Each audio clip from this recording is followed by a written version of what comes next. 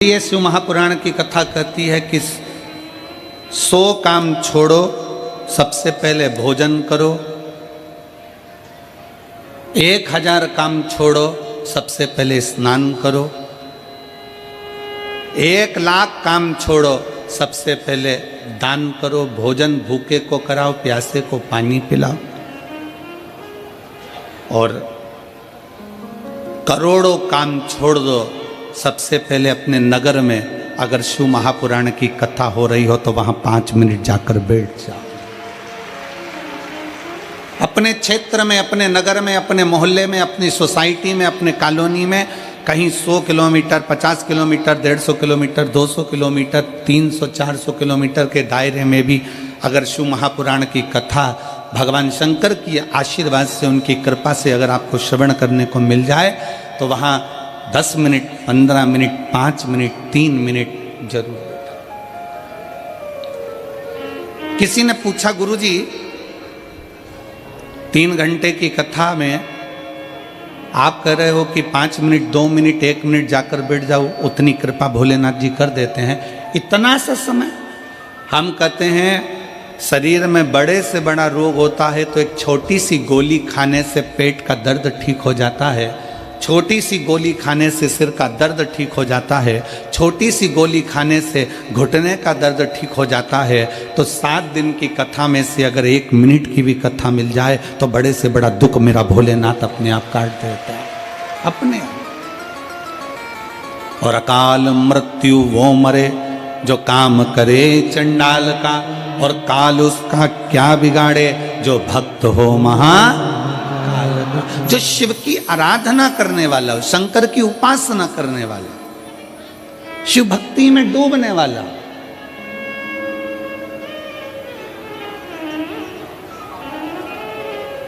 उस जीव को भगवान शंकर साध लेते हैं।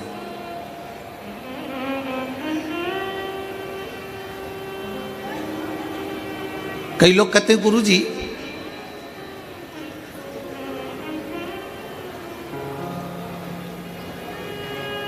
हमने सुना है कि देवी देवताओं को बलि चढ़ती है, किसी को पशु की बलि चढ़ती है, किसी को इसकी बलि चढ़ती है, किसी को उसकी बलि चढ़ती है। हमारी शिव महापुराण की कथा नहीं कहती कि किसी देवी देवता को बलि चढ़ती है। शंकर भगवान का तो एक नाम पशुपति नाथ है, जो पशुओं की रक्षा करने का भी देवता हो। अगर वो पशुपति नाथ है तो पशु की बलि से वो कभी प्रसन्न नहीं हो सकता।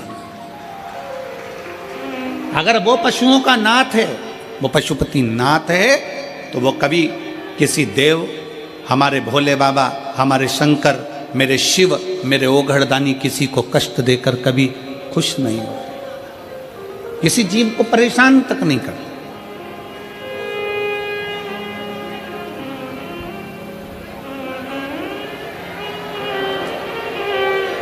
किसी को कष्ट नहीं देते मेरे शंकर। एक देवता है तो वो भी शंकर की आराधना में लगा है, एक असुर है तो वो भी शंकर की आराधना में लगा है, गंधर्व हैं वो भी शिव की आराधना में लगे हैं, अप्सरा हैं वो भी शिव की आराधना में लगी, सब भगवान शंकर की आराधना में लीन है, सब शिव की आराधना में लीन है।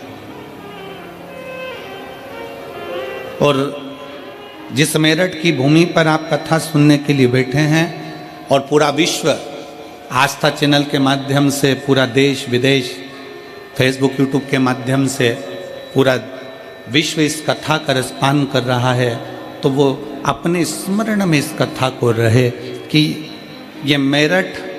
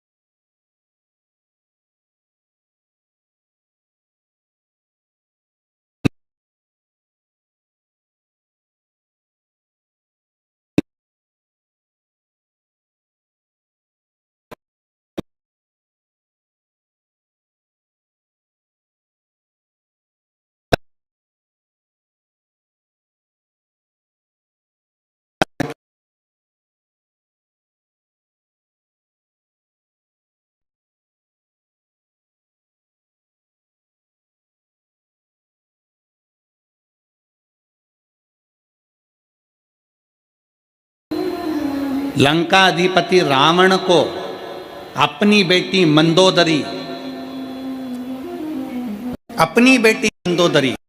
शिव की आराधना में डूबी रही,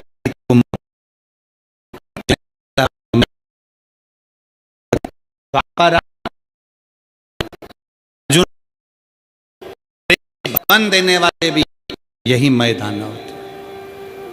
ये केवल असुर प्रवृत्ति से ही जुड़े हुए नहीं, भगवान शंकर की अविरति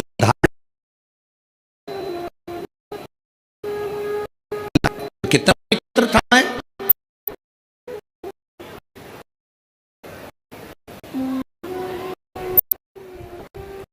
राजा मल की जो नगरी मेरठ, इस पवित्र भूमि पर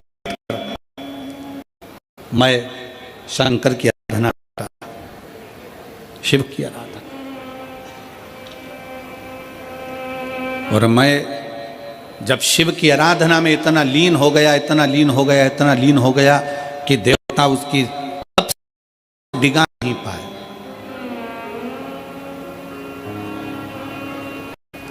मैं तप साधना डिगी नहीं, मैं की तप साधना निष्फल नहीं।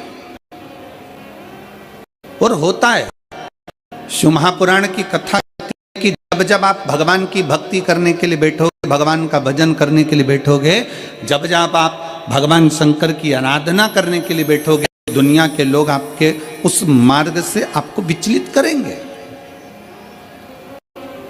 आपको उस मार्ग से हटाएंगे।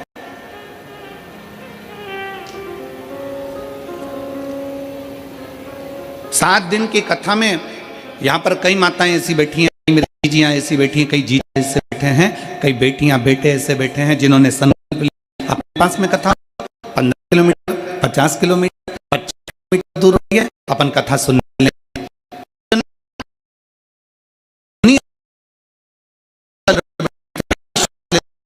और मालूम पड़े कि वो कथा चालू होना थी 15 तारीख को और 14 तारीख को फूफा जी आ गए घर, और फूफा जी तो आए, उनके साथ आए, उनसे नहीं सकी निवेदन है, आप एक काम जरूर कर सकते हो, फूफा भले आ जाए, उन फूफा को भी कथा में लाके बिठा दो, उनको भी कथा में पहुंचा। और वो पूछे भी, बेटी कहां जा रहे हो? बस कथा सुनने के लिए जा रहे हैं, कथा सुनने के, श्रवण करने के लिए। कथा में क्या मिलेगा? क्या मिलता है कथा में? शिव महापुराण की कथा कहती है, कभी किसी को मत कहो कि कथा में क्या मिलेगा, पर इतना जरूर कह दो, जैसे गाय का है तो उसको उठाओ तो वो मिट्टी लेकर धूल लेकर उठता है, उसी तरह जो शिव पुराण के पंडाल में बैठता है वो कुछ ना कुछ लेकर उठता जरूर है।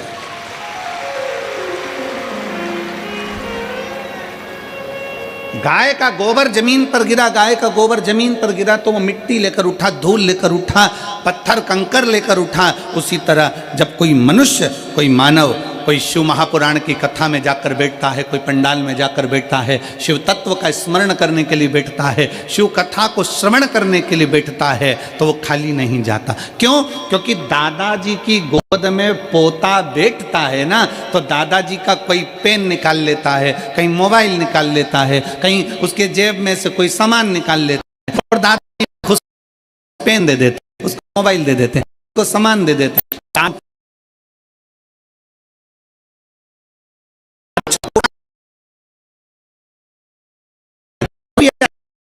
सिक्का दे देते हैं, टॉफी दे देते हैं। दादाजी की गोद में पोता बैठा है,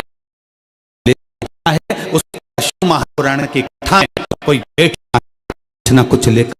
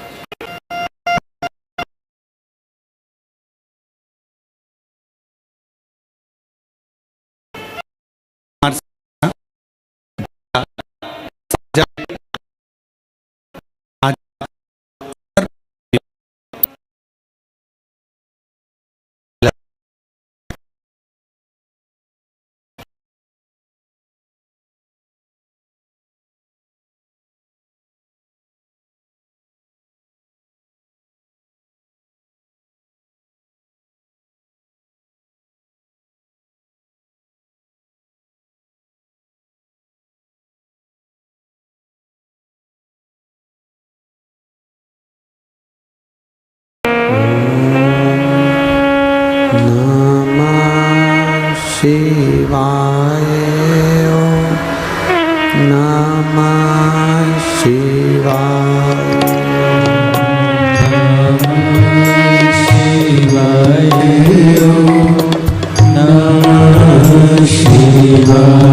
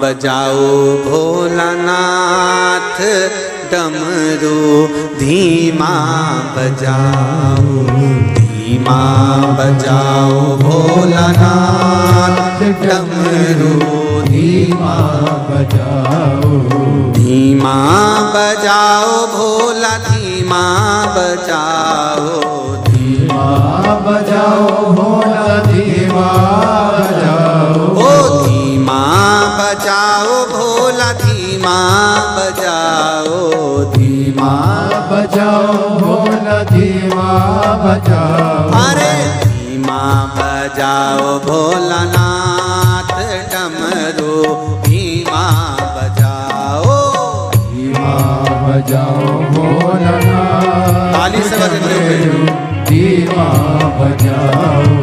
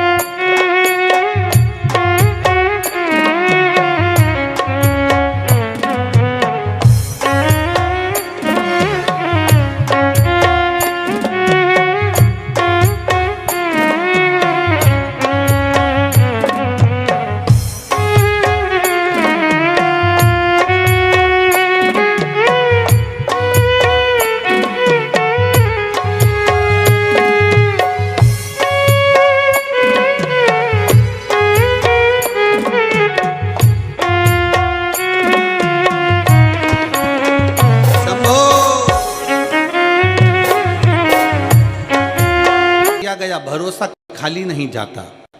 गुरुजी, मेरा मकान एक गली में बहुत पीछे था तथा घर की बैठक में ही मेरी छोटी सी दुकान थी। गली में होने की वजह से काम भी नहीं चलता था। हम बहुत परेशान थे, लेकिन हमें अपने शंकर पर पूरा विश्वास था। मैंने घर में ही एक छोटी सी शिवलिंग मिट्टी के पात्र में स्थापित कर दी। हम दोनों पति पत्नी रोज शिवलिंग का श्रृंगार करते, जल एवं बेलपत्र चढ़ाते। कहीं पर बैठी हों, मेरा नाम सौरभ वर्मा है, पत्नी निशा वर्मा। आप ही हैं? हाथ हिलाओ एक बार। हाँ ठीक है, आ जाइए एक बेलपत्र लेने के लिए, आ जाओ। पति पत्नी रोज शिवलिंग पर श्रृंगार करते, जल एवं बेलपत्र चढ़ाते। गुरुजी, हम सीहोर गए, वहाँ से कुबरेश्वर धाम जी का हमने कंकर शंकर का पूजन करा, प्रार्थना करी। भोले भंडारी सबकी झोली भरते हैं। बाबा की पवित्र भूमि को नमन कर कर बाबा से विनती कर कर आ गए। गुरुजी, आपके द्वारा हमारे नज़दीक में हापुड़ में कथा हुई। वहाँ हम पति पत्नी बच्चों के साथ पंडाल में बैठ गए और पंडाल में बैठकर हमने बाबा से प्रार्थना करी कि बाबा हमारी दुकान बाजार में हो जाए, जिससे कम से कम हमको कुछ खाने को अच्छा मिलने लगे और कुछ अच्छे से अपनी ज़िंदगी जी सकें। आज मैं बाबा को प्रणाम करने के लिए आई हूँ। बाबा बाबा है। पंडाल में बैठकर कथा श्रवण करने का फल क्या होता है गुरुजी, आज मैं छाती ठोक कर कह सकती हूँ, मेरे बाबा ने मुझे बीच बाजार में दुकान तो दुकान मकान भी दिला दिया और मुझे बीच बाजार में रखा। हापुड़ की कथा सुनी और बाबा से विनय करा। हापुड़ की कथा को ज़्यादा समय नहीं हुआ गुरुदेव, पर मेरा कुबेर भंडारी ने मेरा भंडार भर दिया। आज मैं बाबा को यहाँ प्रणाम करने के लिए आई हूँ। शिव तत्व इसी को कहते। क्या देगा, कैसे देगा, कब देगा, इसका अंदाजा किसी को नहीं। आप किस भाव से बैठे हो। जो जैसी भावना, जिसको आता है वो साथ में बोले। जो जैसी भावना लाया वो वैसा ही फल पाया, नहीं खाली उसे लौटाया वो मन ही मन हर्षाया। और कर दिया माला माल काशी वाले ने, लुटा दिया भंडार काशी वाले ने। कर दिया माला माल काशी वाले ने, लुटा दिया भंडार काशी वाले ने। नेत्र ठीक है?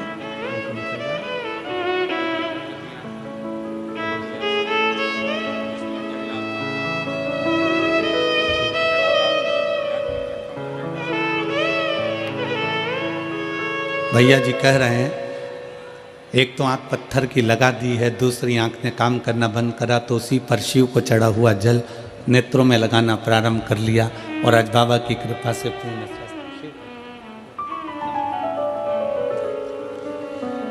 जिस भाव से, जिस दिल से, जिस हृदय से देवता भी भजें शंकर को। और फिर निवेदन है, अगर शरीर में रोग है तो सबसे पहले डॉक्टर के पास जाओ। डॉक्टर जो जांच बोले, जो चेकअप बोले वो सब करो, क्योंकि डॉक्टर शिव का एक रूप है। और उसके साथ में फिर शंकर की शरणागति पकड़ो, शिव का द्वार पकड़ो। किसी इधर आडंबर में कोई दिखावे में ना जाकर डॉक्टर के अनुसार दवाइयाँ लो, गोलियाँ लो और फिर उसके साथ ही भगवान शंकर पर विश्वास कर कर उसका चढ़ा हुआ जल का आचमन करो। विश्वास, क्योंकि एक क्षण ऐसा आता है कि डॉक्टर भी कह देते हैं कि हम पूरी मेहनत कर रहे हैं, अब उसके हाथ में है, अब उसके हाथ में है, तो वो कोई दूसरा नहीं, वो देवाधिदेव महादेव है। ब्रह्मा ब्रह्मलोक में रहते हैं, भगवान विष्णु बैकुंठ लोक में रहते हैं, पर इस मृत्यु लोक का कोई अधिपति है। इस मृत्यु लोक में अगर कोई निवास करने वाला है तो वो देवाधिदेव महादेव है। सारी समस्या का हल, थोड़ा आवाज दम के निकालो, सारी समस्या का हल बोल बम का नारा है। शिव शिव है, ओघड़ ओघड़ी है। विश्वास पूर्ण रखिए शंकर।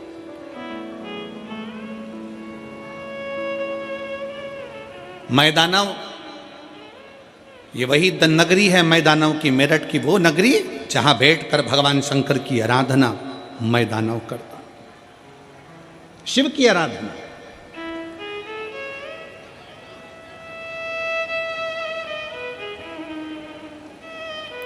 और ऐसी शिव की आराधना मैदानव ने करी कि देवता भी घबराने लगे कि कहीं ये शंकर भगवान से कुछ मांग ना ले। भगवान विष्णु की आराधना करे ना तो देवताओं को टेंशन नहीं रहता।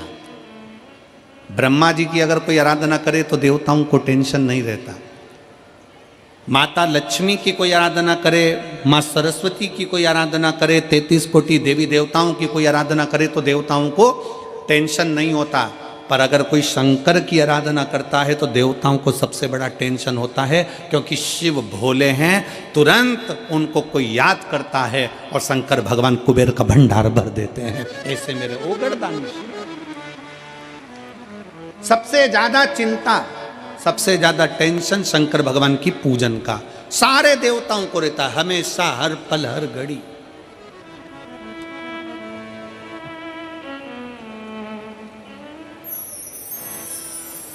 और एक और बात सुन लो मेरठ वालों, ए मेरठ की जीजियों और जीजाओं, बहुत सावधानी से सुनिएगा। आप इतनी सारी संख्या में पहुंचे हो ना कथा श्रवण करने के लिए, तो देवताओं को टेंशन हो गया तुम्हें देख देख के। कभी इतने सारे आए हैं, शंकर जी की कथा सुनेंगे और शिव जी की कथा सुनेंगे तो खाली तो कोई जाता नहीं है। शंकर ना जाने इनको क्या क्या देकर भेज देगा, कोई भरोसा नहीं है। शिव शिव है, ओघड़ी ओघड़ी है, शंभु शंभु है।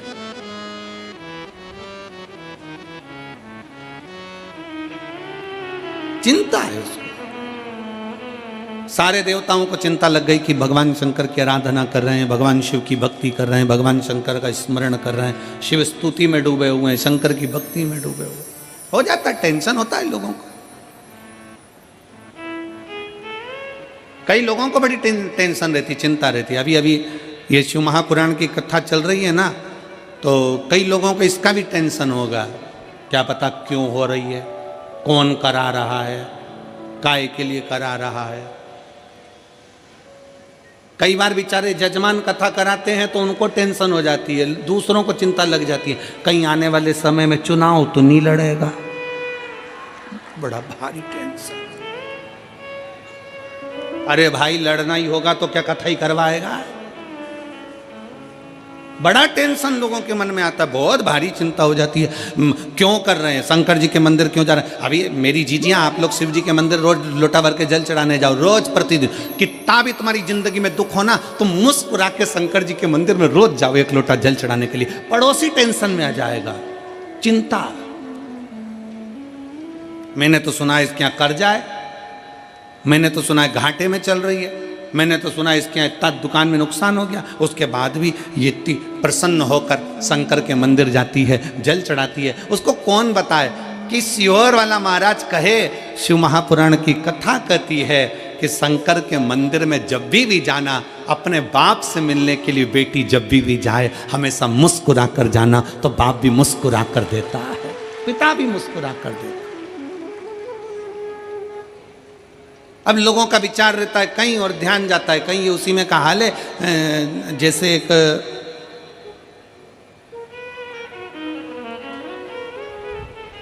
पति की पत्नी मर गई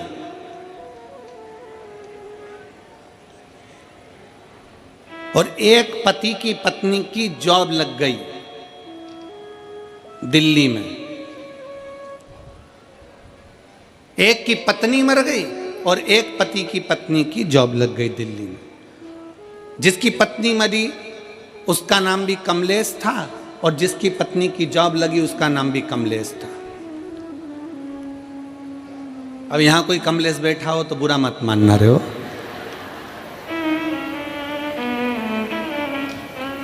अब पत्नी की जॉब लग गई, पत्नी दिल्ली पहुंच गई। दिल्ली पहुंच के उसने अपने पति को मोबाइल पे मैसेज करा, मैं आराम से पहुंच गई हूँ। 8 दिन में तुमको भी यहाँ बुला लूंगी। वो मैसेज भेजा था अपने कमलेश को और पहुंच गया जो अपनी पत्नी का अंतिम संस्कार करके आ रहा था उस कमलेश को। अब जो पत्नी का अंतिम संस्कार करके आ रहा था एकदम उसके मोबाइल पर मैसेज गया और उसने मैसेज पढ़ा, मैं आराम से पहुंच गई हूं, 8 दिन में तुमको भी बुला लूंगी। चक्कर खा के जमीन पे गिर गया। घर के लोगों ने पानी का छींटा दिया, बेचारी को पत्नी का गम हो गया होगा, पत्नी मर गई इसलिए चक्कर आए होंगे। उससे पूछा क्यों चक्कर आए, उसने कहा जाते से मैसेज कर दिया। जाते से किसने? पत्नी ने। क्या मैसेज करा? मैं आराम से पहुंच गई हूं, 8 दिन में तुमको भी बुला लूंगी और मुझे भी लेकर जाएगी। इतने में घर के लोगों ने कहा, अरे ओ पगला, वो मोबाइल लेके नहीं गई है,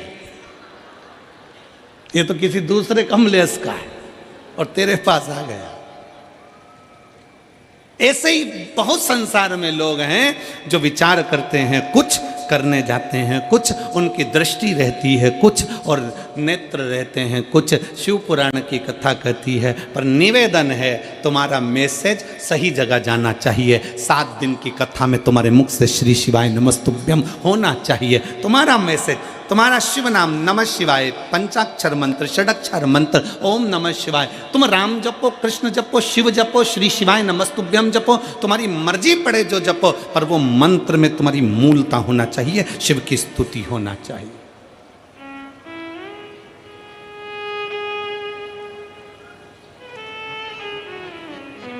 उसमें दिखावा नहीं होना चाहिए, उसमें आडंबर नहीं होना चाहिए।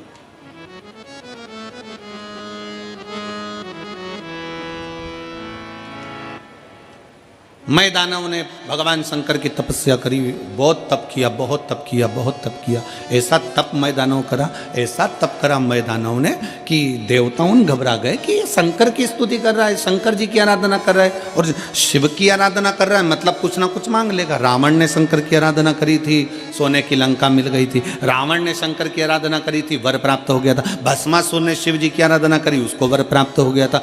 जो मांगता है, शंकर भगवान तो इतने भोले हैं, इतने भोले हैं कि जैसे छोटा सा बच्चा, बच्चे से कह दो पापा, तुरंत कहे बेटा टॉफी देना, बच्चा टॉफी दे देता है। बेटा मम्मी को ये देना, लो मम्मी को दे देता। भोला बच्चा जैसा होता है वैसा ही मेरा भोलेनाथ है, मेरा शंकर, मेरा ओघड़ी दानी है, वो तुरंत दे देता है। किसी से कुछ लेता ही नहीं, देता ही देता।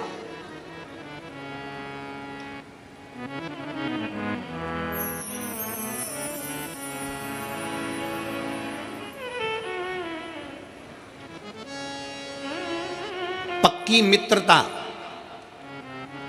पक्की दोस्ती का लक्षण क्या होता है?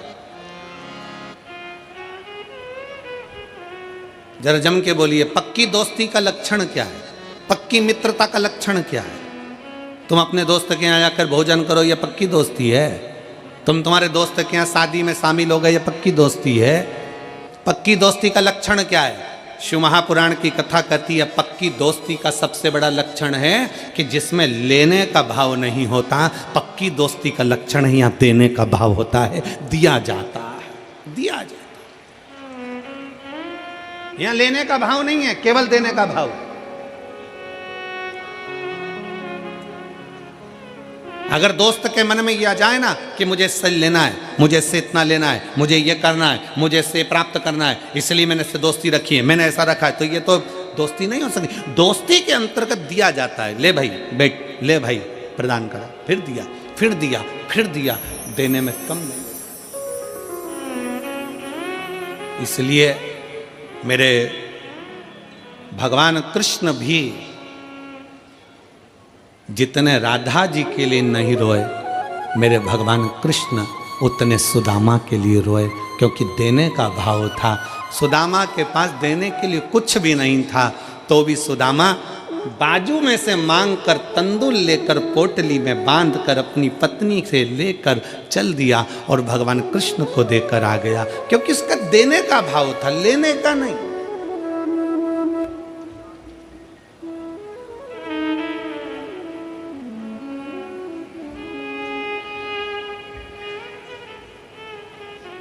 इसलिए आप और हम एक बार गुनगुनाते हैं ना,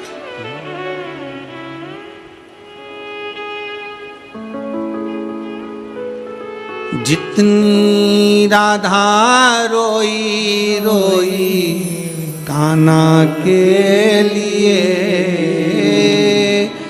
जितनी राधा रोई रोई कान्हा के लिए, कन्हैया उतना रोया रोया है सुदामा के लिए, कन्हैया उतना रोया रोया है सुदामा के लिए। जितनी राधा रोई रोई कान्हा के लिए, जितनी राधा रोई रोई कान्हा के लिए, कन्हैया उतना रोया रोया है सुदामा के लिए, कन्हैया उतना रोया रोया है सुदामा के लिए। सच्ची मित्रता में देने का भाव होता है। देवता चिंता में आ जाते हैं अगर कोई शंकर की आराधना करे, शिव को एक लोटा जल चढ़ाए,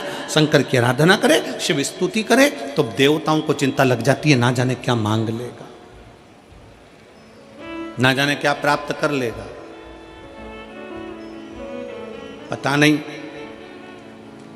क्या ले लेगा। ये चिंता बढ़ गई। मैदानों ने तप करा तो देवताओं को चिंता बढ़ी, चिंता बढ़ी तो उन्होंने तप को तोड़ना चाहा, तप टूटा नहीं, विजय प्राप्त कर ली। विजय प्राप्त करा तो गया देवताओं के लोक में, भ्रमण करने के लिए गया था देवलोक में, और मैदानों ने भ्रमण करते करते देखा कि एक सुंदर सी अप्सरा जिसका नाम हेमा है,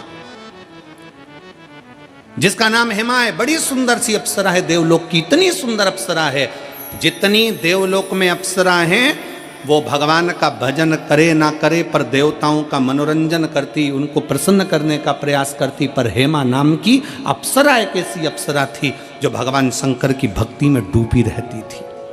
हेमा अप्सरा शिव की भक्ति में डूबी रहती। अजय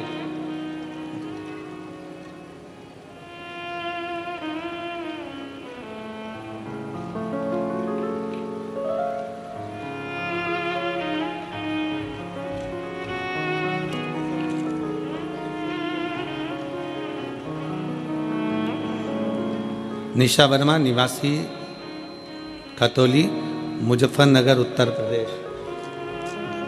बधाई हो, बहुत बेटा बधाई हो, बुला लो उनको। जी आपके कारण बहुत बदतमीजी करी भाई।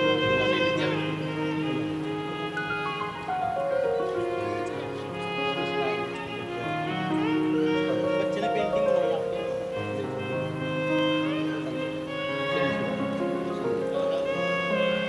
एक बार जोरदार ताली बजाकर स्वागत। आप शिव तत्व की प्राप्ति है, भगवान शंकर की प्राप्ति, शिव स्तुति है। इतनी सुंदर अप्सरा हेमा, उस हेमा अप्सरा को देखा, बड़ी सुंदर है, बड़ी सुंदर। देवलोक की जितनी अप्सरा हैं वो देवताओं को रिझाने का कार्य करें, देवताओं को मनाने का कार्य करें, पर हेमा अप्सरा भगवान शंकर की भक्ति में डूब जाती है।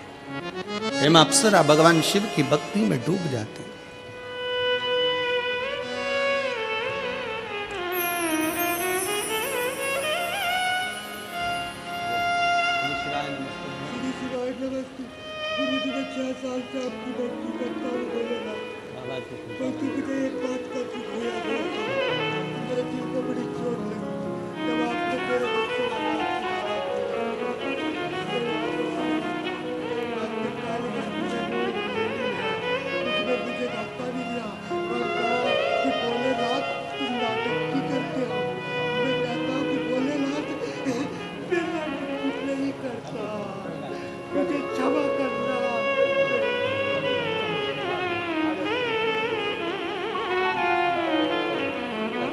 श्री शिवाय शिव भक्ति में लीन। हेमा का नियम था भगवान शिव की भक्ति कर। हेमा का नियम है भगवान शंकर की अविरल भक्ति में डूबना। और शिव भक्ति ऐसी थी हेमा की, हेमा अप्सरा की, मैं दानव ने जो हेमा अप्सरा को देखा तो समझ गया कि इसको मैं अपनी अर्धांगिनी बनाऊंगा, इसको मैं अपनी पत्नी बनाऊंगा। और हेमा अप्सरा को मैं दानव ने अपनी अर्धांगिनी बना लिया, पत्नी बना लिया।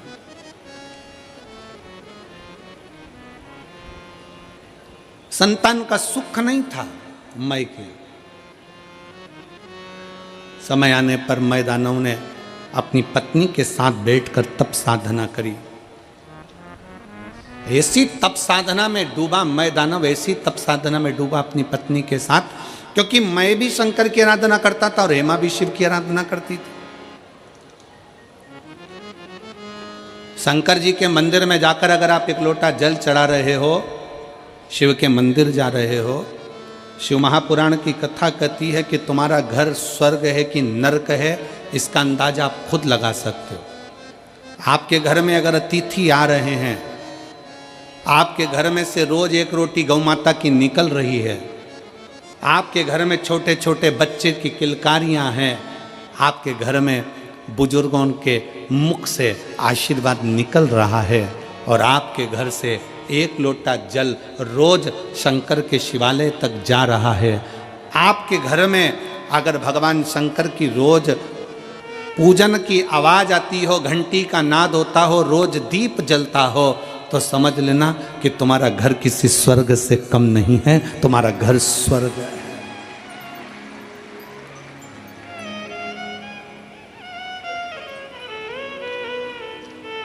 लिंग पुराण के अंतर्गत लिखा, लिंग पुराण में वर्णन किया गया कि जिसके घर का एक लोटा जल अगर शिवालय तक जाता है, लिंग पुराण कहती है जिसके घर का एक लोटा जल शंकर के मंदिर तक जाता है, उस घर के दरवाजे पर स्वयं 33 कोटि देवता उसके चौखट पर खड़े होकर उसके घर की रक्षा करते हैं। वो शंकर का घर होता है,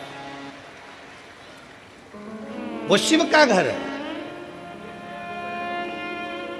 आपके घर से अगर एक लोटा जल चढ़ाने के लिए आप शंकर के मंदिर में जा रहे हो, शिव के शिवालय तक जा रहे हो, शंकर की चौखट तक जा रहे हो, समझ लेना आपका घर नहीं, शंकर का घर है। 33 कोटि देवता उसके दरवाजे पर खड़े रहते हैं, 33 कोटि देवता उसके द्वार पर खड़े रहते हैं।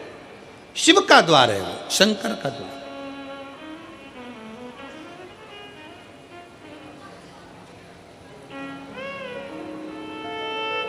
प्रतिदिन जाइए शिवालय तक, प्रतिदिन जाइए शंकर की चौखट तक, प्रतिदिन जाइए शंकर के मंदिर तक, प्रतिदिन।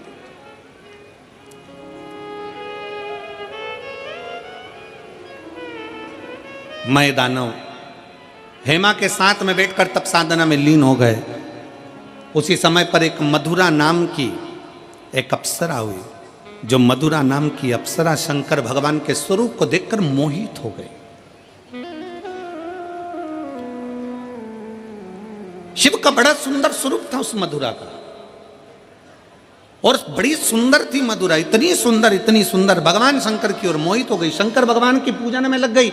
शिव जी को जल चढ़ाना, शंकर जी के ऊपर बेलपत्र चढ़ाना, शंकर जी की आराधना करना, शिव की स्तुति करना।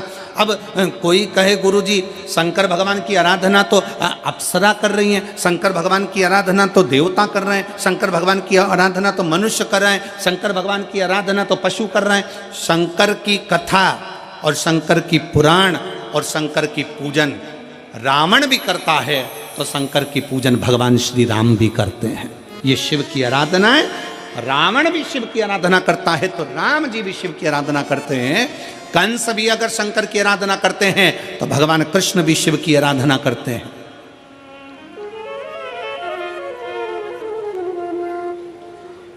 सबका शिव है,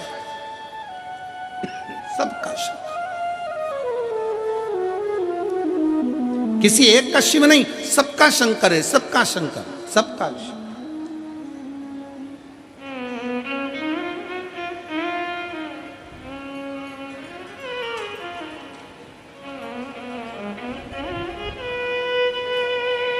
और महाराज फिर निवेदन है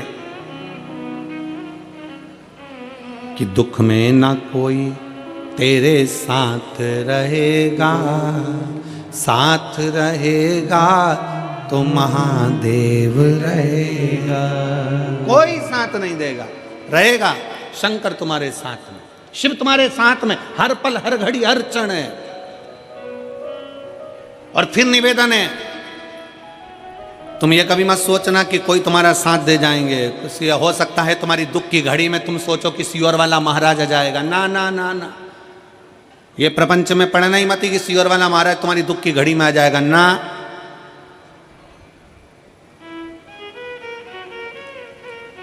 सियोर वाले महाराज की भी दुख की घड़ी में महादेव आता है, तो तुम्हारी दुख की घड़ी में भी वही महादेव आएगा, कोई दूसरा नहीं। इस लक्षण में, इस सोच में, इस विचार में मत रहना कि कोई तुम्हारा दुख काटने के लिए जाएगा। अपना दुख अपने को स्वयं काटना, अपनी तकलीफ अपने को स्वयं काटना। बस शिव की स्तुति करिए, और वो शंकर की स्तुति साधारण नहीं होती महाराज। कबहू चूके ना, कबहू चूके ना, कबहू चूके ना, कबहू चूके ना, कबहू चूके ना, कबहू चूके ना, कबहू चूके ना कोई तेरा काम रे, भजले गौरापति को। चूके ना कोई तेरा काम रे, वो भजले गौरापति को।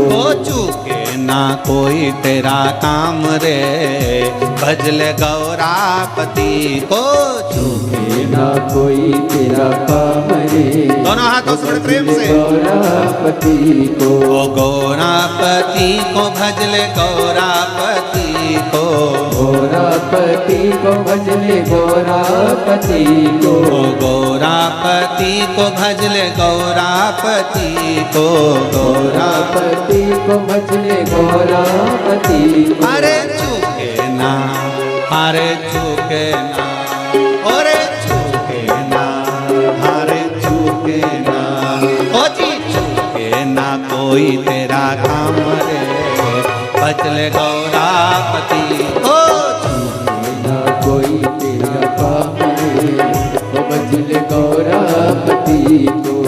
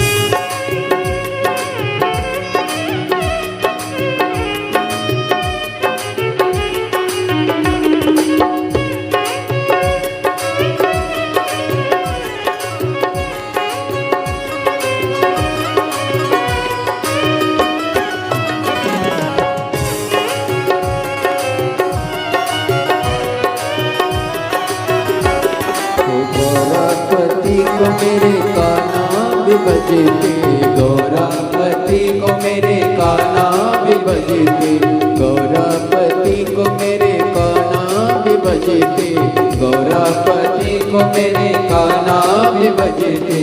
मिल गया वो मिल गया, मिल गया वो मिल गया, अरे मिल गया द्वारिका धाम रे, भजन गौरापति को मिल गया द्वारिका धाम रे, ओ भजन गौरापति को छूटे ना कोई तेरा काम रे, ओ भजन गौरापति को छूटे ना कोई तेरा काम रे, ओ भजन गौरापति को।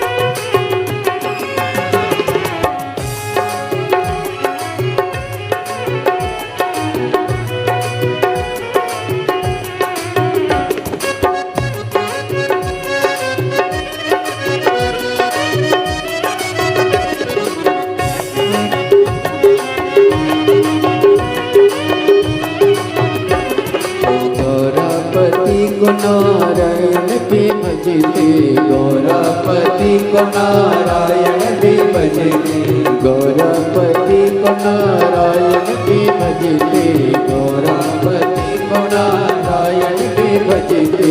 मिल गया वो मिल गया, मिल गया वो मिल गया, अरे मिल गया बैकुंठ के धाम में, भजन गौरापति को मिल गया बैकुंठ के धाम में, ओ भजन गौरापति को छूटे ना कोई तेरा काम रे, ओ भजन गौरापति को छूटे ना कोई तेरा काम रे, ओ भजन गौरापति को।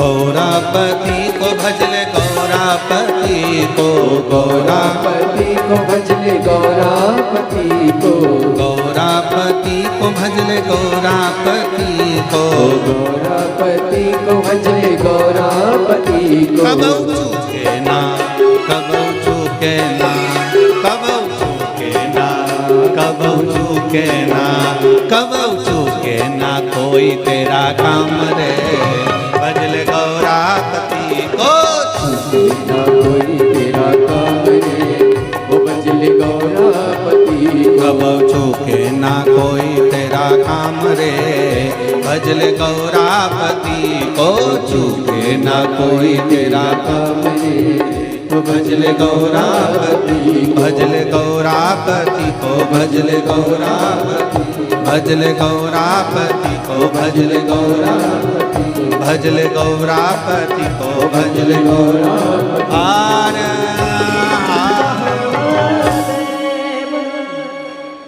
अपने स्थान पर बैठकर, अपने स्थान पर बैठकर भगवान अपने मन की बात बड़े भावों के साथ देवाधिदेव महादेव को दिल से प्रार्थना करिए, दिल से विनय करिए, निवेदन करिए। जहाँ जगह मिले वहां बैठकर बाबा को अपने भाव हृदय से करें। जिस स्तुति को गाने के लिए संपूर्ण आस्था चैनल पर शिव भक्त, फेसबुक यूट्यूब पर शिव भक्त आस लगाकर बैठते हैं, मेरठ की इस पवित्र धरा से, उत्तर प्रदेश की इस भूमि से आप सब लाखों संख्या में आए शिव भक्त बड़े दिल से बाबा से प्रार्थना करें। जिनको आता है वो साथ में बोलेंगे और बाबा से अपने मन की बात कहेंगे।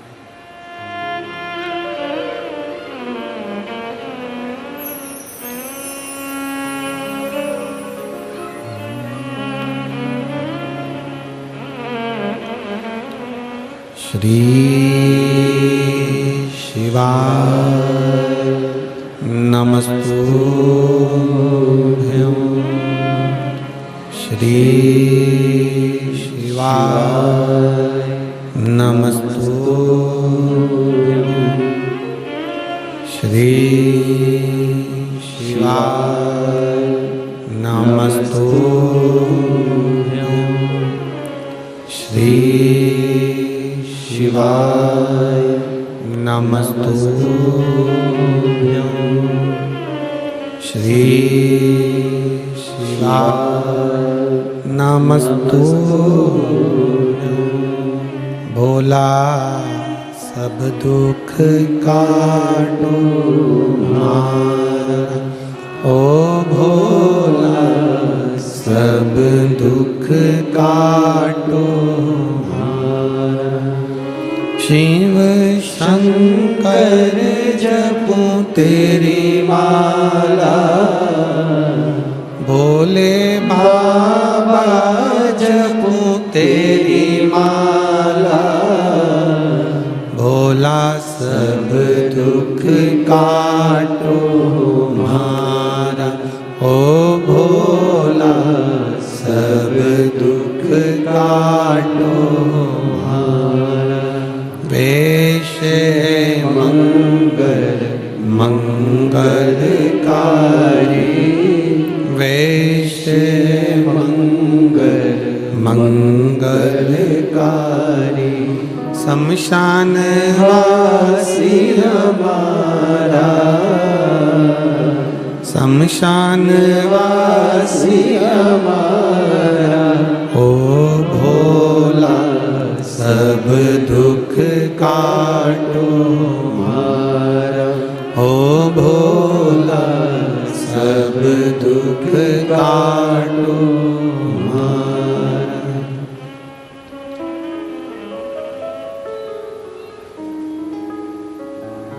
भगवान देवाधिदेव महादेव शिव कथा कह रहे हैं, भगवान शंकर का चरित्र कह रहे हैं।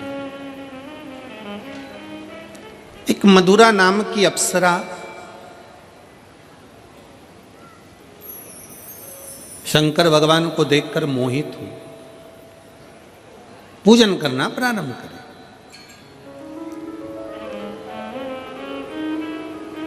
अब शिव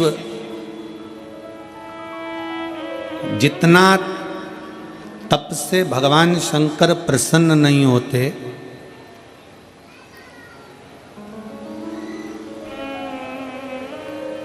जितना बड़े बड़े यज्ञ और अनुष्ठान से भगवान शंकर प्रसन्न नहीं होते, उतना भगवान शंकर एक लोटा जल से प्रसन्न हो जाते हैं। एक लोटे जल से मेरा देवाधिदेव महादेव प्रसन्न हो जाते, मेरा शंकर प्रसन्न हो जाता। और मधुरा को ये मालूम पड़ गया, मधुरा ने जान लिया कि भगवान शंकर की पूजन शिव पर चढ़ाया गया, एक बेलपत्र शंकर पर चढ़ाया गया, एक लोटा जल, शंकर की करी गई भक्ति खाली नहीं जाएगी। शंकर की स्तुति खाली नहीं जाएगी।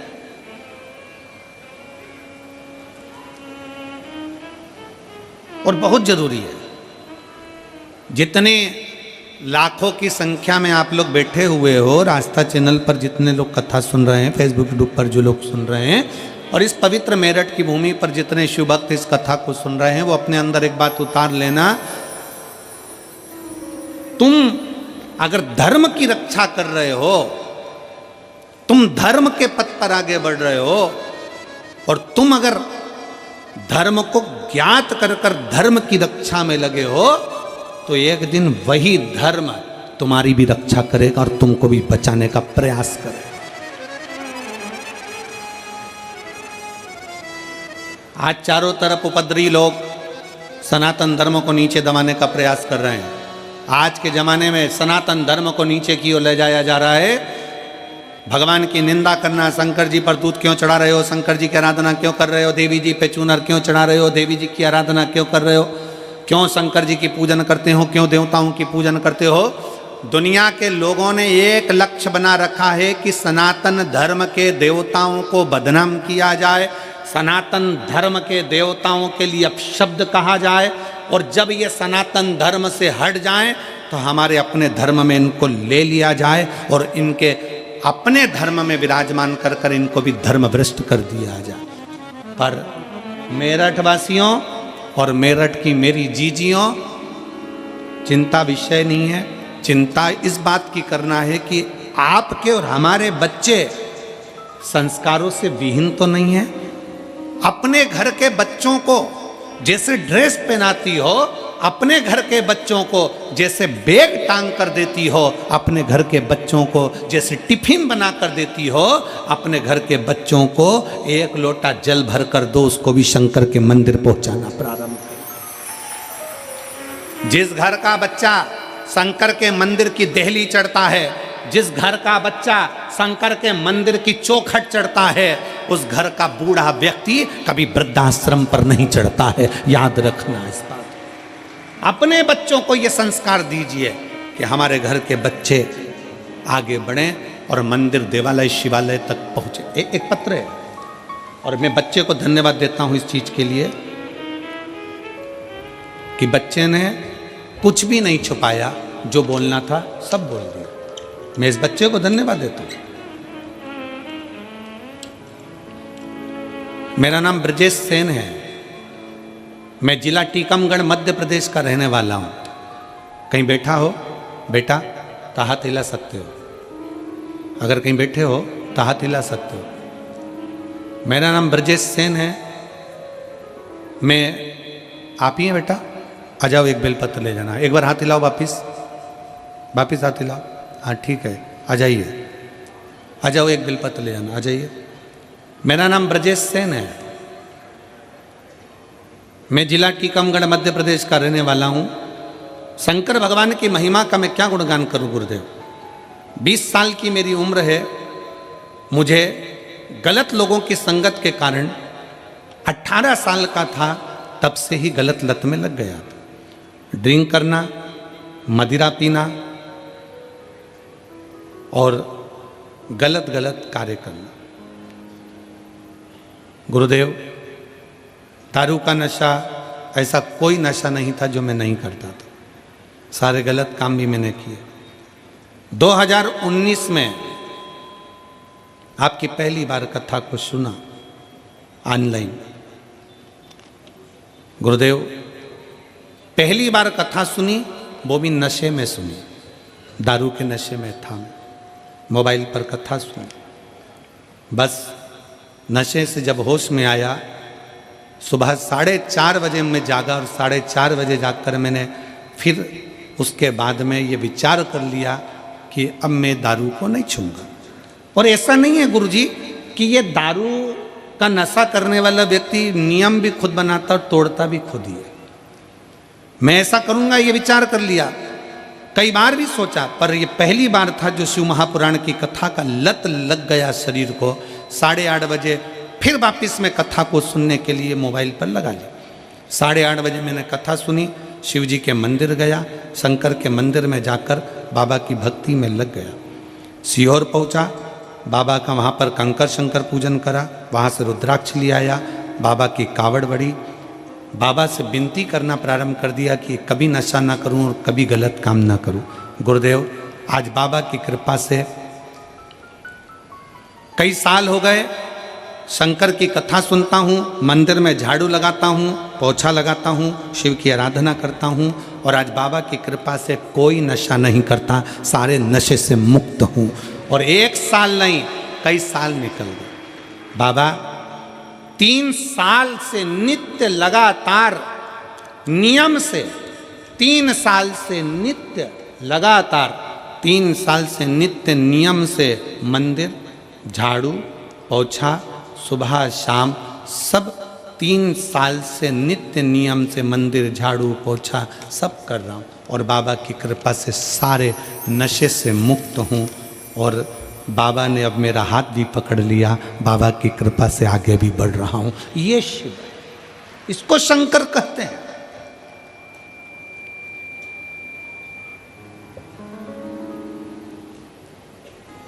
ऐसे कई सब सभाओं में लोगों को खड़ा कर लिया जाता है, हाथ लंबा करो, हाथ लंबा कर लिया, बोल दिया आज के बाद मैं नशे से मुक्त होता हूं, मैं नशा नहीं करूंगा। ऐसा संकल्प बार बार दिलाया जाता है और संकल्प दिलाया तो जाता है पर बहुत कम लोग हैं जो संकल्प पर चल पाते हैं। संकल्प वही सफल होता है जो दिल से किया जाता है। पंडाल में बैठकर कथा सुनकर जो संकल्प लिया जाता है वो मूल होता है, वो मूल है।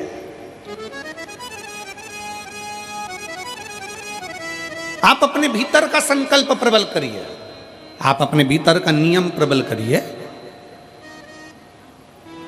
नशा करो पर वो नशा दारू का या मदिरा का नहीं कि रात को पी सुबह उतर गई। नशा एक और होता है, शंकर के मंदिर में 1 लोटा जल चढ़ाने का और शंकर के नाम को गाने का।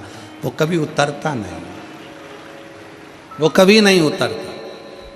वो नशा शिव भक्ति का जितना चढ़ता है, मैं दानव है, असुर है, राक्षस है, पर उसने शंकर की भक्ति का नशा जो धारण करा वो नशा ऐसा रहा कि देवलोक की अप्सरा हेमा अप्सरा के साथ उसका विवाह हो गया। मैं दानव को शंकर की भक्ति का नशा ऐसा चढ़ा कि इसी मेरठ की भूमि पर मैं दानव की इसी नगरी में रहकर उसने अपनी पत्नी के साथ में भगवान शंकर की आराधना करी कि मुझे संतान सुख प्राप्त हो।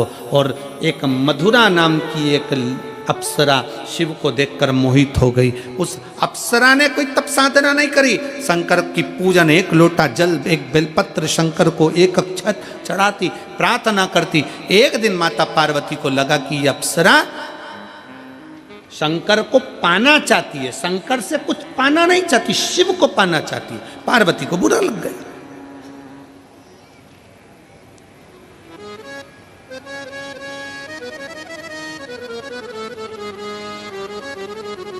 कितने असुर, कितनी चतुर थी। रामचरितमानस की युद्ध का क्रम प्रारंभ करने वाली वो एक रावण की बहन, क्या नाम था, जम के बोलो जरा, शूर्पणखा। कितनी समझदार थी, उसके बराबर विद्वान दुनिया में कोई नहीं हो सकता। शूर्पणखा के बराबर कोई विद्वान नहीं हो सकता। जो शूर्पणखा राक्षस की बहन, असुर की बहन, वो शूर्पणखा भी राम जी के पास जाकर कहती है, तुम सम पुरुष न मोसम नारी, तुम्हारे जैसा पुरुष नहीं है, मेरे जैसी स्त्री नहीं है। पूछा राम जी ने क्या चाहती हो? शूर्पणखा कहती है तुम्हें अपना बनाना चाहती हूँ। शायद दुनिया की पहली राक्षसी थी जो भगवान से कहती है मैं तुम्हें अपना बनाना चाहती हूँ। हमारे यहाँ तो अच्छे अच्छे लोग भी कहते हैं ये प्रॉपर्टी में अपनी बनाना चाहता हूँ, पर राम अपना नहीं बनाना चाहते, पर राक्षसी राम को अपना बनाना चाहती है। बड़े बड़े महात्मा, संत, साधु, सन्यासी, तपस्वी, साधक, उपासक, बड़े बड़े प्रवचन देने वाले भी प्रॉपर्टी अपना बनाना चाहते हैं, गाड़ी अपना बनाना चाहते हैं, बंगला अपना बनाना चाहते हैं, अपना अपना ट्रस्ट बनाना चाहते हैं, पर भगवान को कोई अपना बनाना नहीं चाहता। पर वो राक्षस की बहन शूर्पणखा भी राक्षस की बहन होकर भगवान के सामने जाकर सीधा ऑफर देती है, तुम मेरे और मैं तुम्हारी, और कुछ नहीं चाहिए। सीधा ऑफर है, तुम मेरे बन जाओ और मैं तुम्हारी बन जाऊं, इससे बढ़कर दुनिया में कुछ नहीं। लोग कहते हैं रावण की बहन ने युद्ध करा दिया, कहते हैं ये युद्ध मेरे राम का है। राम दिल में बैठ जाए तो फिर काम, लोभ, आसक्ति, वासना और तृष्णा से युद्ध तो होना ही चाहिए। अगर राम दिल में बैठ जाए तो काम, आसक्ति, वासना और तृष्णा से युद्ध तो होना ही चाहिए। वो युद्ध जायज है, होना चाहिए, क्यों नहीं होगा? मैं तुम्हें अपना बनाना चाहती हूं राम, और तुम मेरे अपने बन जाओ। बस हम भी यही चाहते हैं, आप शंकर को अपना बनाओ, हम संसारवासियों से नहीं। कौन आएगा? अंत समय प्रभु वाह, मेरठ वालों को आता है? गाओ जरा। अंत समय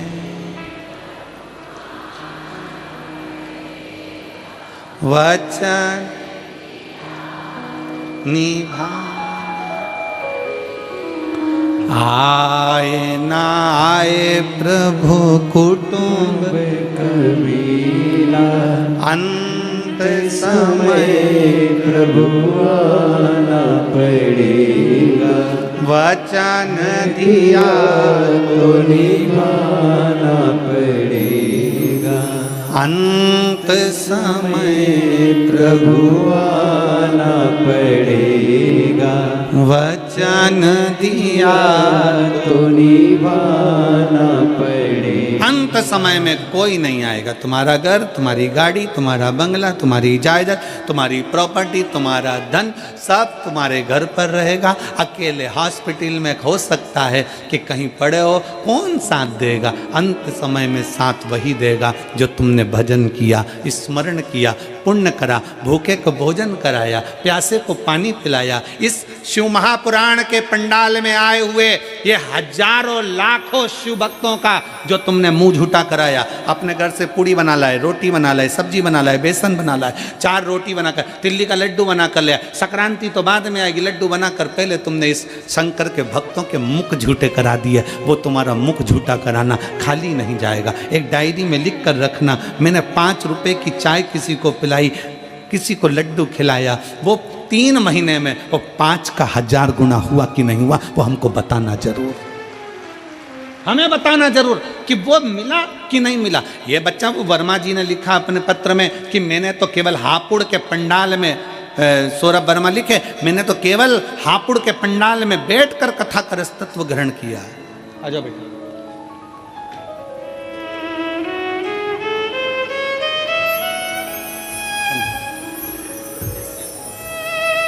इस बच्चे के लिए भी ताली बजाओ जिसने प्रेरणा दी है आज की टीम को।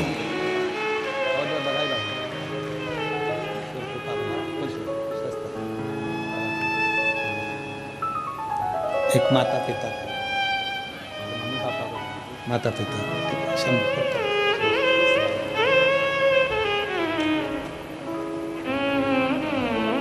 आपका किया गया भजन, आपका किया गया स्मरण, फिर निवेदन है, पैसा साथ नहीं जाएगा, करोड़ों का धन है सब यहीं छूट जाएगा, पर पैसे का पुण्य बनाइए।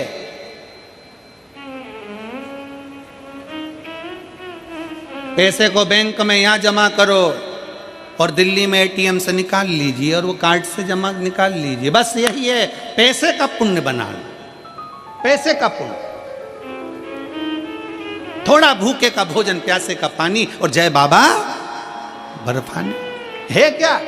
क्यों कहते हैं कि भूखे को भोजन और प्यासे को पानी और जय बाबा बर्फानी क्यों कहा जाता है? किस लिए कहते हैं? उसका कारण केवल है कि किसी देवता के साथ भूखे का भोजन और प्यासे का पानी नहीं लिखा है, केवल बाबा भोलेनाथ के साथ इसको जोड़ा गया है। क्यों? क्योंकि ब्रह्मा ब्रह्म लोक में रहते हैं, भगवान विष्णु बैकुंठ लोक में रहते हैं, पर शंकर पृथ्वी लोक पर रहता है। मृत्यु लोक में जो किसी अन्न का भाग भी दान करता है, किसी प्यासे को पानी भी पिलाता है, किसी शिव भक्त का मुख झूठा कराता है, उसका पुण्य खाली नहीं जाता, उसका पुण्य खाली नहीं जाएगा।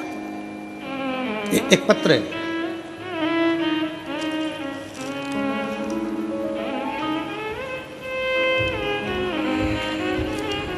मेरा नाम ओमवती है, मेरा मोबाइल नंबर ये है। कहीं बैठी हैं ओमवती जी? मैं गाजियाबाद से रहने वाली हूँ, गाजियाबाद के रमते राम रोड की रहने वाली हूँ। पत्र को आप लोग एलईडी के माध्यम से पढ़ सकते हैं। आप ही हैं? एक बार वापस साथ हिलाओ, आ जाइए, एक बेलपत्र ले जाओ, आ जाओ। मेरा नाम ओमवती है, मैं मोबाइल नंबर ये है। मैं गाजियाबाद रमते राम रोड की रहने वाली हूँ। कुछ दिन पहले मेरे देवर को बुखार आ गया था। अचानक से उसके पेट में दर्द उठा तो हम उसको डॉक्टर के यहाँ लेकर गए। डॉक्टर ने उसका MRI और अल्ट्रासाउंड कराया। हम रिपोर्ट लेकर डॉक्टर के पास गए तो डॉक्टर ने ट्यूमर बता दिया। हम सुनकर घबरा गए, उनकी हालत बिगड़ गई। फिर हम उनको लेकर पत्र, आस्था चैनल वाले LED पर दिखा रहे हो, आप लोग LED पर पत्र को पढ़ सकते हो साथ में। हालत बिगड़ गई। फिर हम उनको लेकर वसुंधरा हॉस्पिटल लेकर गए। वहाँ डॉक्टर ने लीवर में कैंसर बता दिया। जब लीवर में कैंसर बता दिया तो घर के सभी लोग परेशान हो गए।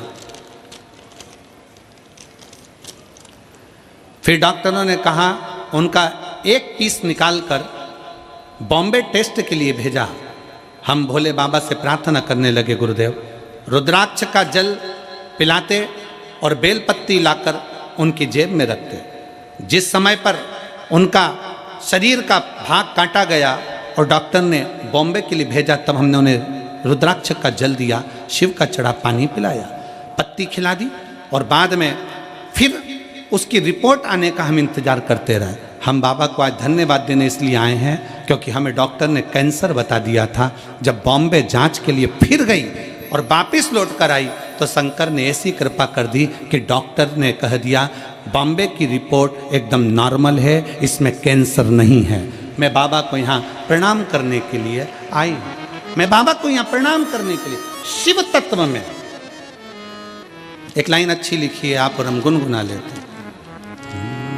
खाली ना जाता कोई दर से तुम्हारे, खाली ना जाता कोई दर से तुम्हारे, मैं भी खड़ी हूँ नन्ही बाहें पसारे, अपने हृदय से लगा लो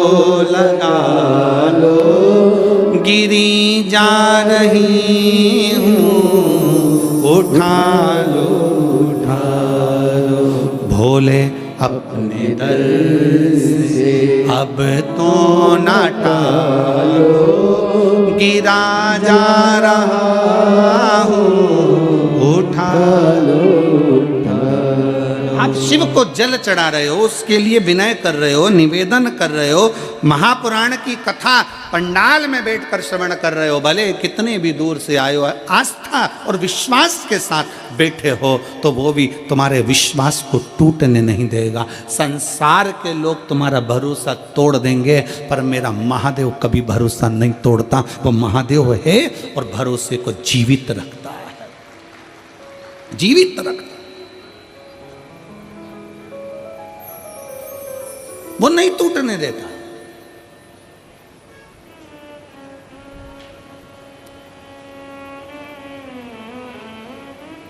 इन सारे पत्रों को ये ढेर लगे हुए, हम इतने पत्र नहीं पढ़ पाते, ये ढेर लगे हुए तो पहले दिन के पत्र हैं, अभी तो रोज के चालू होंगे। ये इतने पत्रों का जो स्मरण है, हम इन पत्रों को कभी सीओर लेकर नहीं जाते, कभी भी हम यहीं छोड़ कर जाते हैं क्योंकि इसमें मोबाइल नंबर भी रहता है, इसमें उसका एड्रेस भी रहता है। जिसके मन में संशय हो, तुम्हारे पत्र हैं, उसके मोबाइल पर उसके एड्रेस पर जाओ और तुम्हें जितनी खोजदारी करना है वो सारी खोजदारी करो। इन पत्रों को कभी सीओर लेकर, आपके पत्र आपको समर्पित, आपने लिखा, हमने पढ़ा, हम आपको नहीं जानते। मेरठ में भी कभी नहीं आए, हाँ वहाँ गए थे हापुड़, तब मेरठ पढ़ा था कि बीच में नहीं पढ़ा था है? हाँ बीच में नहीं पढ़ा इसीलिए तुमने यहाँ बुला लिया, हम तो कभी ना आए थे। वो तो बाबा की कृपा है और मैं यजमान परिवारों को इसके लिए बहुत बहुत साधुवाद देता हूँ। सभी बंधुओं को, श्री कृष्ण कुमार जी गुप्ता जी को, आशीष बंसल जी को, ऋषि अग्रवाल जी को, जयप्रकाश अग्रवाल जी को, श्री राम कुमार गुप्ता जी को, अनिल जी जैन जी को, राहुल गुप्ता जी को, ब्रजभूषण जी को, नीरज मित्तल जी को और गणेश अग्रवाल जी को, आप सबको धन्यवाद देता हूँ। बहुत बहुत साधुवाद कि मेरठ की मेरी जीजियों के चेहरे पर 2024 जाते जाते आपने जो खुशी दी है वो खुशी शायद कभी देखने को नहीं मिली होगी। वो खुशी आप लोगों को, प्रसन्नता जो, और करो सेवा मेरठ वालों। ये शिव भक्त आए, शंकर के भक्त आए, इनके लिए अपने अपने खजाने खोल लो, खोलो। घर से आओ, एक थर्मस में चाय बना के लिए आओ, ठंड पड़ रही है, ज़्यादा कुछ नहीं तो जो आसपास में 4-5 बैठे हैं ना, अड़ोसन पड़ोसन पीछे वाली धड़ोसन, धीरे से, किसी को बताना नहीं है, चिल्ला के नहीं देना है। यहाँ कई माताएं बैठती है, सिर पे पेटियां लेकर आती है, रख लेती है अपने बाजू में, कथा चालू हो जाती है, धीरे धीरे वहीं की वहीं निकाल कर देती जाती, उठती तक नहीं, खड़ी भी नहीं होती। और बड़े बड़े हीरे की चूड़ियां पहनने वाली भी पंडाल के अंदर बैठकर 5-7 दिन तक कथा श्रवण करती है। बड़े बड़े दिल्ली के बहुत बड़े उद्योगपतियों की पत्नियां भी इस पंडाल के अंदर बैठी हुई हैं, और दिल से बाबा से प्रार्थना करने के लिए।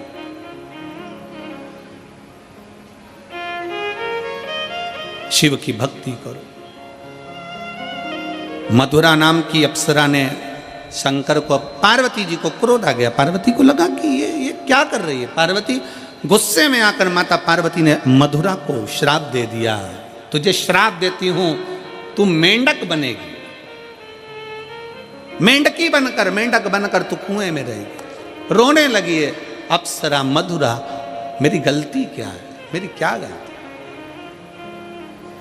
तो शिव को गलत दृष्टि से देख, शंकर को तूने गलत दृष्टि से देखा है, शंकर को गलत दृष्टि से।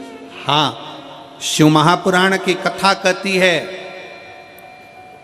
विधाता ने तुम्हारे भाग्य में, भाग्य माता ने तुम्हारे भाग्य में, ब्रह्मा जी ने तुम्हारे भाग्य में, तुम्हारी लेखनी में अगर दुख लिख दिया है, कहीं मत जाओ, किसी के पास जाकर मत दुख को रो।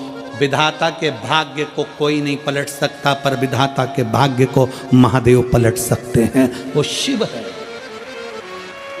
शंकर।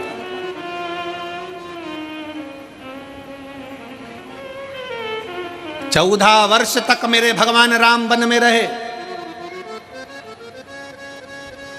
पूरे राम जी के वन गमन के समय पर अभी की शासन ने, भारत सरकार ने, वर्तमान के सरकार ने,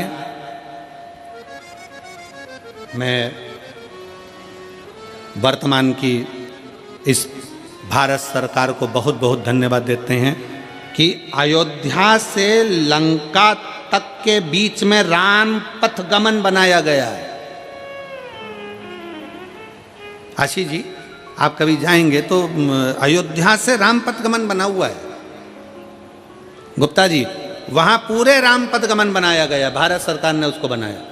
और राम पथ गमन को अगर आप दर्शन करेंगे तो राम पथ गमन में जितने राम के मंदिर नहीं है, राम पथ गमन में जितने किसी देवता के मंदिर नहीं है, अयोध्या से लेकर लंका तक के बीच में सबसे ज्यादा मंदिर शंकर जी के हैं।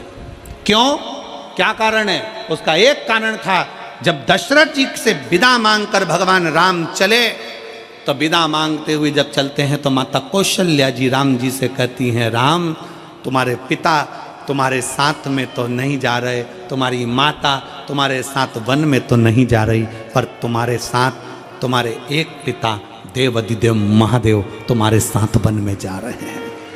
प्रतिदिन शंकर के शिवलिंग का निर्माण करना, पूजन करना भगवान राम का प्रतिदिन का नियम था। एक पार्थिव शिवलिंग का पूजन करते थे, निर्माण करते थे, पूजन करते थे।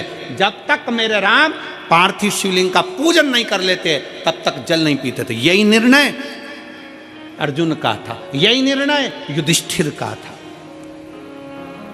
जब तक पानी नहीं पीते थे, जल चढ़ाया, राम जी ने पूजन करी, फिर जल पिया।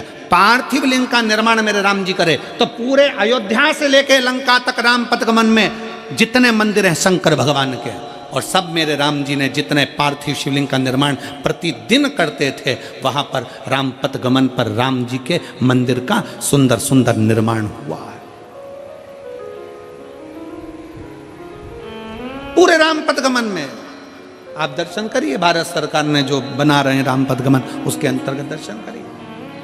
और इसके लिए मैं उत्तर प्रदेश सरकार को माननीय योगी जी को भी धन्यवाद देता हूं कि उन्होंने उत्तर प्रदेश सरकार के इस राम पथ गमन में भी श्रेष्ठ शिव मंदिरों का निर्माण करवाया।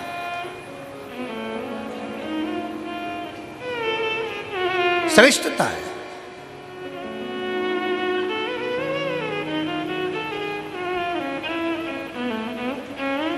शिव को पहचानना, शंकर को जानना जरूरी। जो शंकर भगवान को जान गया, पहचान। एक पत्र में उसने वर्णन किया है महाराज।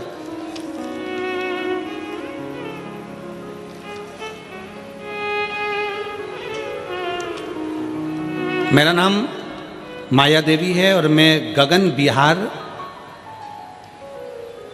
भोपुरा गाजियाबाद, भोपुरा है कि भोपुरा ही है, कहीं बैठी हों तो हाथ हिला सकती हैं। मेरा नाम माया देवी है और मैं गगन बिहार भोपुरा गाजियाबाद उत्तर प्रदेश की निवासी हूँ। मेरा मोबाइल नंबर ये है। आप ही हैं? ऐसे हाथ हिला दो एक बार। आ जाइए, आ जाओ, एक बिलपत्र ले जाना। पत्र को पढ़ते हैं। मेरा नाम माया देवी है और मैं गगन बिहार भोपुरा गाजियाबाद उत्तर प्रदेश की निवासी हूँ। मेरा मोबाइल नंबर ये है। गुरुजी, एक लोटे जल का मैं क्या वर्णन करूं। 2022 अगस्त का महीना जब मुझे सांस लेने में तकलीफ हुई, खाना पीना खाने में तकलीफ होने लगी, तब मैंने छोटे मोटे डॉक्टर अस्पताल में इलाज कराया, लेकिन कोई आराम नहीं हुआ। उसके बाद मुझे हापुड़ के रामा अस्पताल ले जाया गया, जहां मेरी सोनोग्राफी हुई और जिसमें फेफड़े में कुछ गांठ आई और जिसकी जांच दिल्ली के IIMS अस्पताल में होनी थी। वहां जब टेस्ट हुआ तो गुरुदेव पता चला कि तीसरी अवस्था का, थर्ड स्टेज का फेफड़ों का कैंसर हो गया है। थर्ड स्टेज का फेफड़ों का कैंसर सुनाया गया। पूरे घर में मातम सा पसर गया और गली मोहल्ले व रिश्तेदार भी कहने लगे इस बीमारी का तो कोई इलाज ही नहीं है। तभी एक व्यक्ति द्वारा पता चला कि आस्था चैनल पर पंडित प्रदीप मिश्रा शिव महापुराण की कथा करते हैं, जिसके सुनने व उपाय करने से बीमारी ठीक हो सकती है। अब मैं कथा सुनने लगी व उपाय करने लगी। इस दौरान मैं हरिद्वार में बाबा की कांवड़ भरने चली गई। फिर मैं वहाँ से आई, सीहोर चली गई। पंडाल में 7 दिन तक मैंने कथा सुनी, रुद्राक्ष महोत्सव को श्रवण किया और बाबा को रोज जल चढ़ाती, रुद्राक्षोत्सव का आनंद लेती। IMS फिर मुझे अस्पताल में भर्ती किया गया। अब जान बचना मुश्किल था। मेरे फेफड़ों का पानी भर चुका था। उस दौरान मेरी बड़ी बेटी रोज शिवलिंग पर जल चढ़ाती, बेलपत्र लाती, मुझे ग्रहण करने को देती और भगवान शंकर का जो रुद्राक्ष लेकर आए थे उसको पानी में गलाकर मुझे देती। 4 लीटर पानी मेरे फेफड़ों से निकाला गया। 10 दिन में मुझे आराम लगा। अब मैं रोज खुद मंदिर जाना प्रारंभ कर दी, बेलपत्र खाना प्रारंभ कर दी, बाबा की धोक लगाना प्रारंभ कर दी। बाबा, मेरा कैंसर ठीक कर दो। बाबा, इसका कोई इलाज नहीं है। 25 सितंबर सोनोग्राफी हुई और सोनोग्राफी की रिपोर्ट आई और 1 अक्टूबर को वो रिपोर्ट आई। जब रिपोर्ट डॉक्टर ने देखी तो वो हैरान हो गया और मुझसे कह रहा था रिपोर्ट आपकी है, किसी और की है? हम उस रिपोर्ट को दिखाए तो डॉक्टर ने कहा कि आपके शरीर में कैंसर की गठान नहीं है। आपके शरीर में कैंसर की गठान नहीं है। इसे सुनकर मैं खुशी से भर उठी और बाबा को नमस्कार कर कर प्रार्थना करने लगी, बाबा तूने मेरा कैंसर समाप्त कर दिया। आज मैं बाबा को प्रणाम करने के लिए यहाँ पहुँची हूँ। शिव की स्तुति है।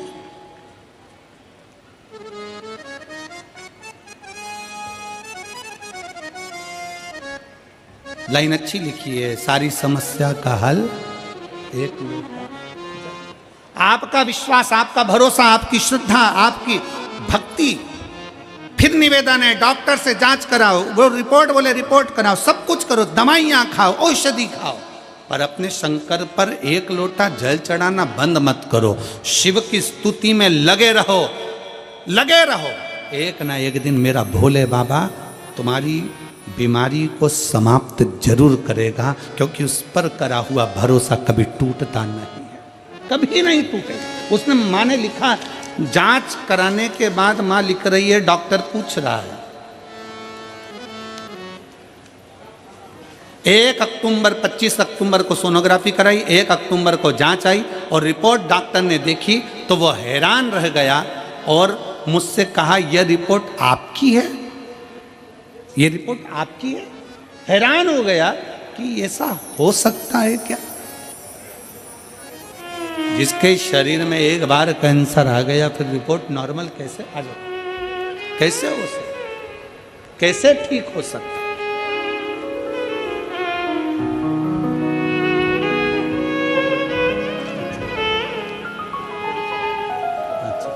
ओमवती जी, आपके देवर को जो प्रॉब्लम हो सब ठीक है? शीर्ष देखो देवर को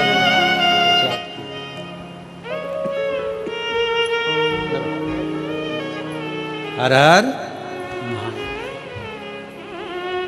और खाली न जाता कोई दर से तुम्हारे, खाली न जाता। आप जिस भरोसे से, आप जिस विश्वास से, कई लोग दिल्ली के कई लोग मैसेज करे गुरुजी हमारे दिल्ली में कब कथा होगी, हम शिव महापुराण की कथा कैसे श्रवण करें। हम उन बहनों से निवेदन करना चाहते हैं, दिल्ली में बहुत भीड़ होती है, इसलिए आप दिल्ली 55-50 किलोमीटर दूर होगी, बाबा से प्रार्थना कर कर गाड़ी लेकर दिल्ली से आप मेरठ आओ और कथा का लाभ लेकर अपने दिल्ली को जाओ। शिव तत्व को धारण करो।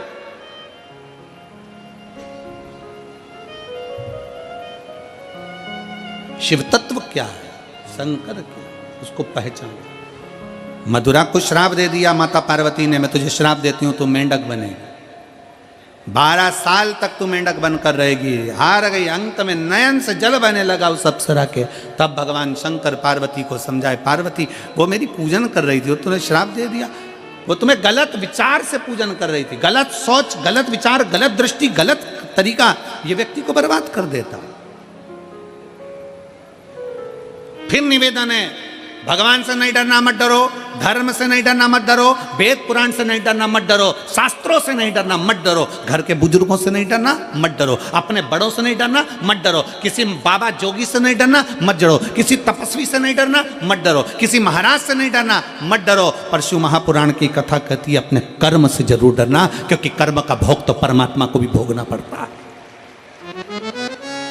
कर्म का भोग तो परमात्मा को भी भोगना पड़ता है। भगवान राम ने छुप कर बाण मारा था बाली को, उस बाली ने छुप कर बाण मारा कृष्ण अवतार में, भगवान कृष्ण के चरण में, हिसाब बराबर हुआ। कर्म का भोग तो भोगना पड़ता है, भोगना है।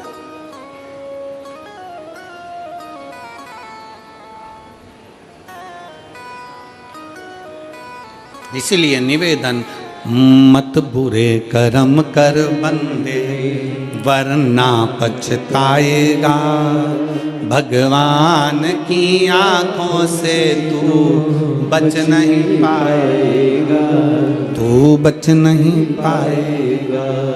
अरे ओ अज्ञानी मत कर नादानी, तेरे कर्म का फल भी तो ही पाएगा, जैसा किया तूने तेरे आगे आएगा।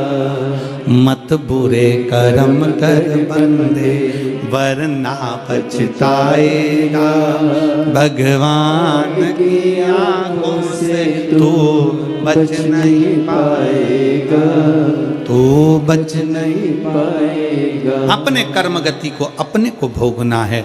मधुरा 12 वर्ष तक मेंढक बनकर जन्मी, पर शंकर ने कह दिया तू चिंता मत कर, 12 वर्ष के बाद तेरा शरीर छूटेगा, जैसी सुंदर आज है वैसी सुंदर रहेगी, पृथ्वी पर अवतरित होगी और तेरे माता पिता तुझे पाल पोस कर बड़ा करेंगे। पर मधुरा ने कह दिया कि मैंने तो आपकी भक्ति करी थी आपको पाने के लिए। शिव कहते हैं मैं तो नहीं मिलूंगा, पर मेरा भक्त तुझे मिलेगा जो तुझे अर्धांगिनी बना लेगा। समय बीता, मैं दानव अपनी पत्नी हेमा के साथ में इसी मय राष्ट्र में, इसी मैरठ में बैठकर तप साधना में लगे थे। और समय बीता, तप साधना पूर्ण कर कर जा रहे थे। कुएं में से एक बच्ची की रोने की आवाज आई। जैसी आवाज आई, उस लड़की को कुएं से निकाल लिया।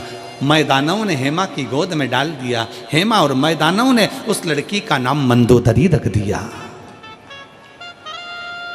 उस लड़की का नाम मंदोदरी रख दिया। और वो मंदोदरी धीरे धीरे जब अवस्था लेने लगी, थोड़ी बड़ी हुई, पार्थिव लिंग का निर्माण करती, पूजन करती, पार्थिव लिंग का निर्माण कर कर पूजन में लीन हो गई। इतनी लीन हुई कि एक दिन मंदोदरी शंकर भगवान के एक शिवलिंग का निर्माण करती है और उस शिवलिंग पर एक बेलपत्र समर्पित कर कर घंटों तक बैठी रहती है। हाथ का स्पर्श कर कर शिवलिंग पर बेलपत्र रखकर बैठी रही। जब जाती शंकर के मंदिर में लीन हो जाती। आपसे भी कहा है, जैसे ये शिवलिंग है, मान लो ये शंकर का शिवलिंग है, और शिवलिंग की ये जो जलाधारी होती है ना, इस जलाधारी पर कभी मन करे, तुम्हारे मन का कोई भाव है और बहुत बहुत तकलीफ चल रही है, एक बेलपत्री को ले जाओ। बेलपत्री की डंडी उत्तर की ओर और बेलपत्री को यहाँ रखकर अपना हाथ का स्पर्श कर कर थोड़ी देर बैठकर बाबा से अपने मन की बात करो। कहीं एकांत में शिवलिंग मिल जाए तो वहां बैठकर बाबा से अपने दिल की बात करो। मंदोदरी उस शिवलिंग के पास जाकर बैठती, हाथ का स्पर्श करती, घंटों तक बैठी रहती, भगवान का पंचाक्षर मंत्र का जाप करती। नमः शिवाय, नमः शिवाय, नमः शिवाय, नमः शिवाय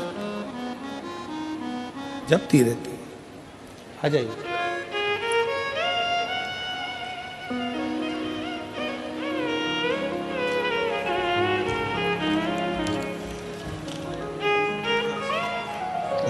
श्री शिवाय नमस्ते।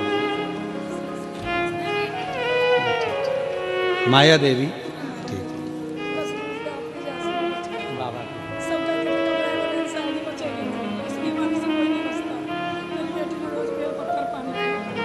अच्छा, आपका विश्वास आपकी माँ को जीवित रख लिया है, शिव जी को। श्री शिवाय।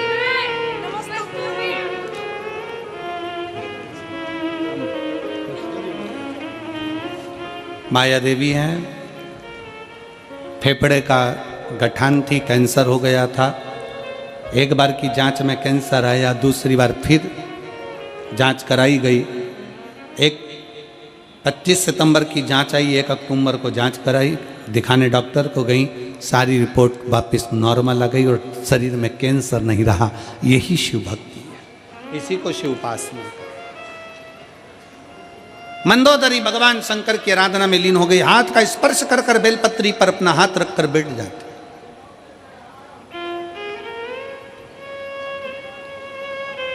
और बेलपत्री पर जब हाथ रखकर बैठती, भगवान शंकर से अपने मन की बात कहती रहती। एक दिन भगवान शंकर प्रसन्न हो गए। मंदोदरी मांग, क्या चाहिए तुझे? मंदोदरी कहती है, मेरे एक बेलपत्र से आप प्रसन्न हो गए? एक बेलपत्र से? बाबा, बस आपको चाहती थी, पर आपने मुझे कहा था कि मेरा ही भक्त तुझे प्राप्त करेगा। भगवान शंकर ने कहा, मंदोदरी चिंता मत कर, लंका में रहने वाला रावण जो मेरी आराधना में हमेशा डूबा रहता है, तो उसकी अर्धांगिनी बनेगी। और मंदोदरी, तूने मेरी पूजन दिल से करी है, इस स्थान पर मैं बिल्केश्वर महादेव के नाम से यहाँ विराजमान रहूँगा। बिल्केश्वर महादेव के नाम से मैं विराजमान रहूँगा। हम तो मेरठ पहली बार आए हैं, पर हमको तो इतना स्मरण नहीं है, पर लिंग पुराण में, स्कंद पुराण में और शिव महापुराण में बेलकेश्वर महादेव का वर्णन आता है। यहाँ मंदिर है बेलकेश्वर महादेव का। बेलकेश्वर महादेव का वर्णन आता है कि मंदोदरी बैठकर भगवान शंकर की आराधना में लीन रही, स्पर्श कर कर बैठी रही। शिव वहाँ पर विराजित हुए। मंदोदरी ने कहा, बाबा आपसे एक बार और मांगना चाहती हूँ कि बाबा आप कैलाश पर जाएं मना नहीं, पर इस भूमि पर आप हमेशा हमेशा के लिए विराजमान रहें।